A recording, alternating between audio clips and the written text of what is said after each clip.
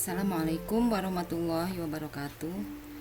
Jumpa lagi dengan Ibu pada pembelajaran kali ini dengan materi lanjutan masih tentang koordinat kartesius untuk bagian yang kedua.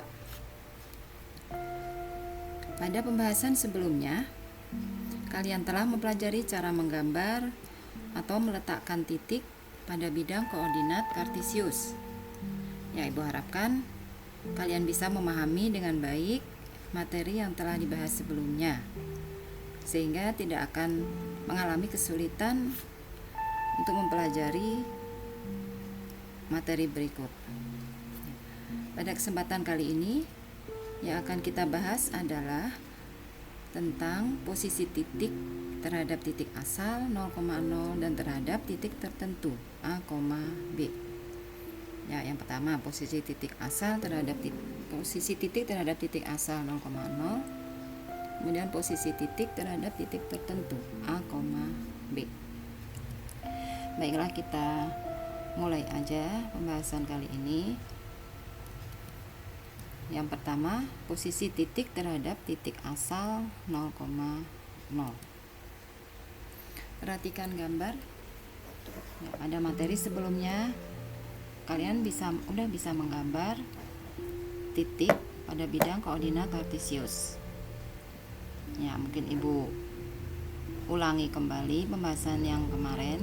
Jadi untuk menggambarkan sebuah titik, pertama kamu buat dulu sumbu mendatar, yaitu sumbu X, dengan yang tegak sumbu Y. Kemudian pada perpotongan di sini ini adalah titik 0, titik asal itu 0,0. Kemudian kalau ke kanan berarti positif, kamu beri tanda 1, 2, 3, 4, 5 dan seterusnya. Kalau ke kiri berarti negatif, negatif 1, negatif 2, negatif 3, negatif 4, negatif 5 dan seterusnya. Kemudian yang ke atas berarti positif 1, 2, 3, 4, 5, ke bawah negatif, negatif 1, 2, negatif 3, negatif 4, negatif 5 dan seterusnya.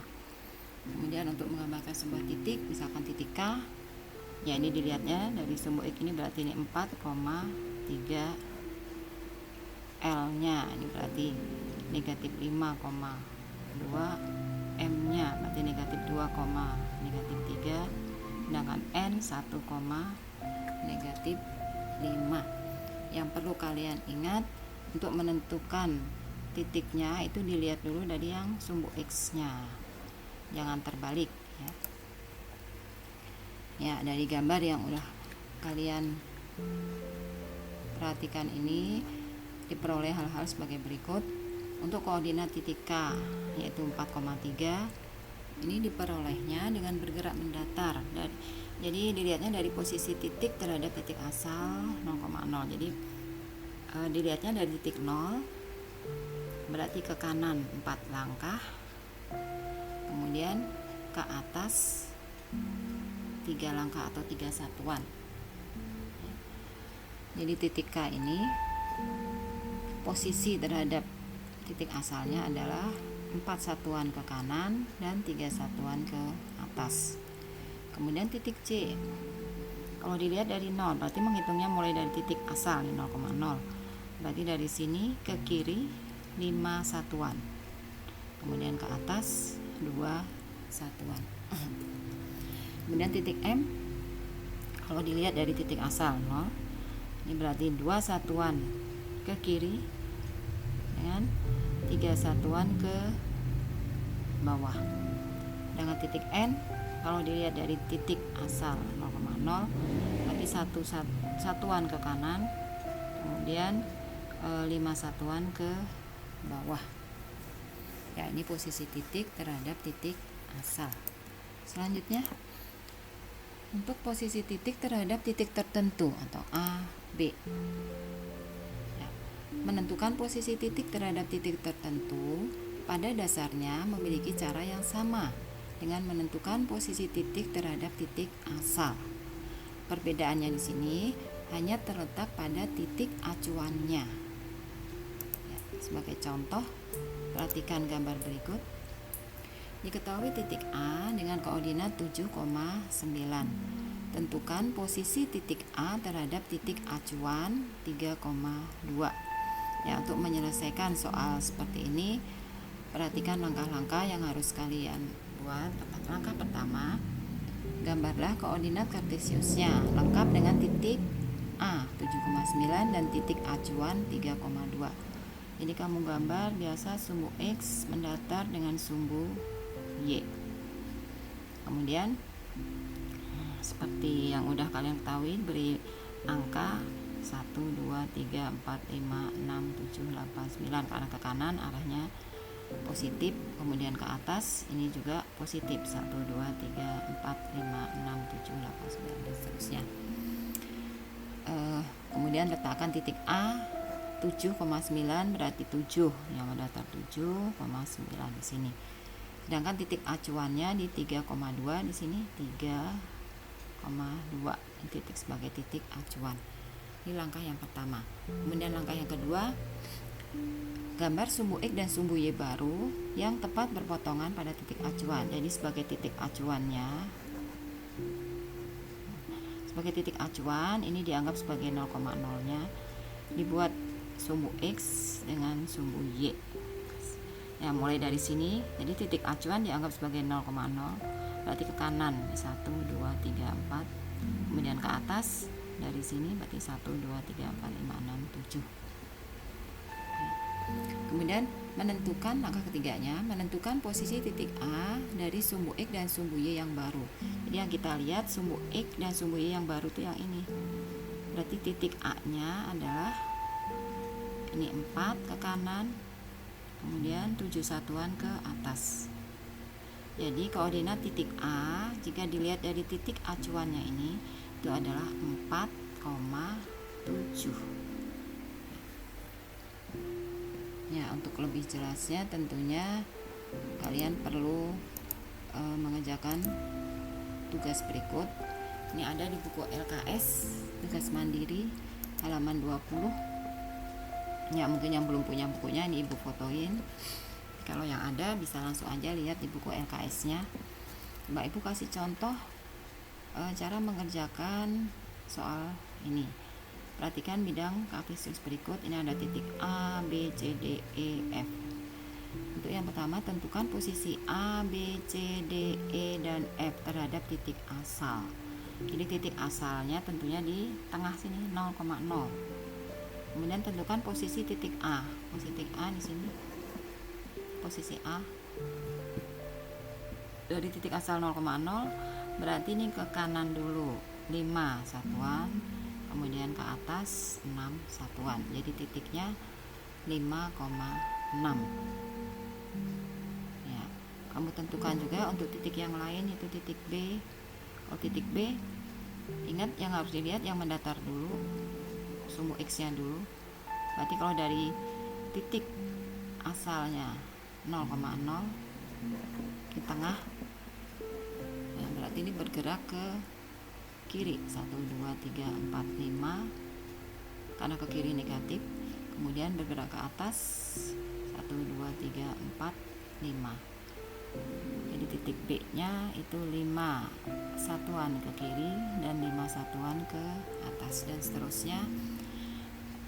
Kamu bukan untuk titik C, D, E, dan F. Ini untuk soal nomor 1. Kemudian soal nomor 2, ini gambarnya beda. Perhatikan gambar yang ini. Tentukan koordinat titik A, D, dan G terhadap titik C. A, D, G terhadap titik C.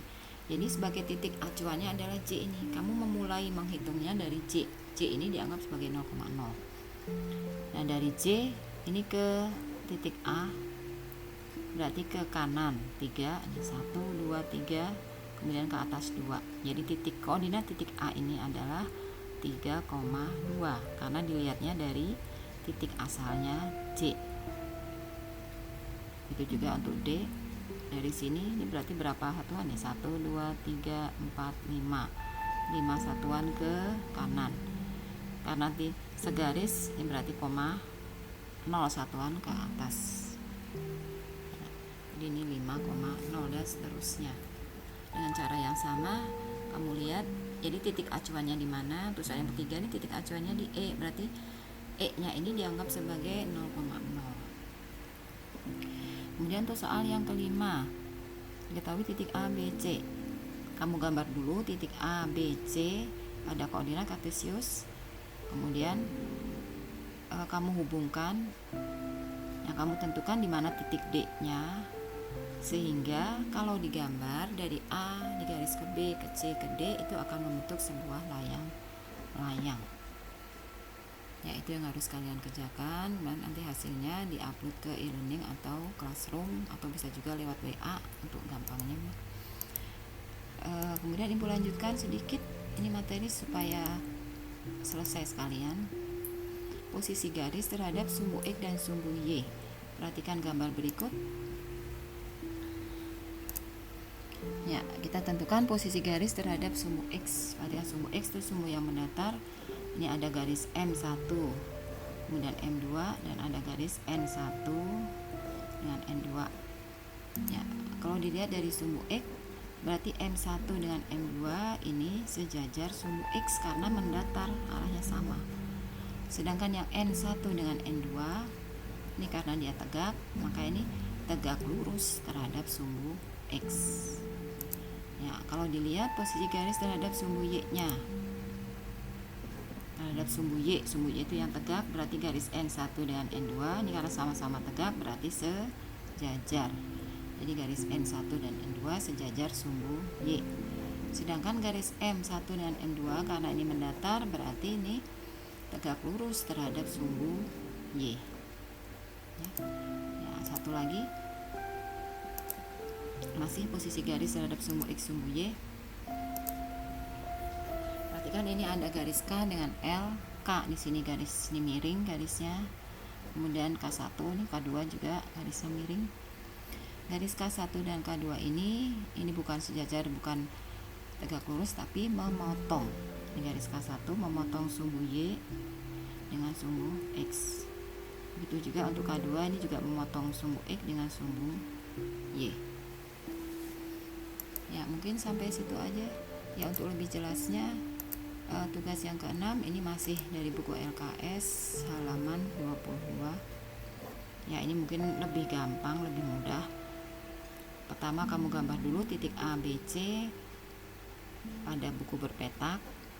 Kemudian dibuat garis dari A ke B. Jadi kamu ambil titik A dan B dihubungkan.